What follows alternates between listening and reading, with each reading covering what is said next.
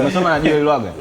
Joel Lwaga tumesoma naye shule ya msingi. Oh yeah. Kwa nini usiingia kwenye kwaya? Tukamwona Joel kabezi huko unapiga bongo. Hata Joel mwenyewe kuimba mimi mwenyewe sijui surprise. Kwa sababu ni mtu ambaye kiukweli kwanza shuleni tulikuwa tunapenda kumuita Zito Kabwe kwa sababu anapenda sana siasa. No. Sijui unaelewa. No. Kwa hiyo ni kitu ambacho kimekuja kwa surprise. Hata alivyokuwa ananipigia beats na kwenye madawati na nini tunaimba nafanya nini.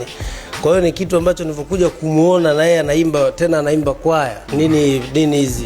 Gospel. Si ndio hiyo kwaya Kwa hiyo ni kitu ambacho kiukweli kwanza nimependa lakini pia amensurprise. Yaani nimesema Joel. Huyu ndio wewe. Unasoma na shule gani? Afu amekuwa mnene mwili mkubwa. Alikuwa mwembamba?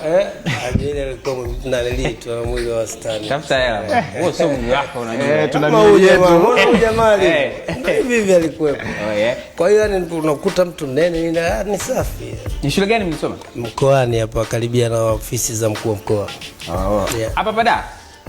Ni Boma hapo.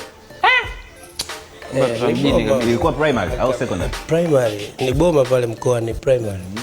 Yaani mara kwanza ilikuwa inaitwa shule ya msingi Boma, lakini huu mtindo wa kugawanya shule mara mbili.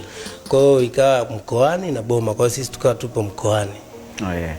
Kwa hiyo yani ni kitu kikubwa sana pia nafurahi.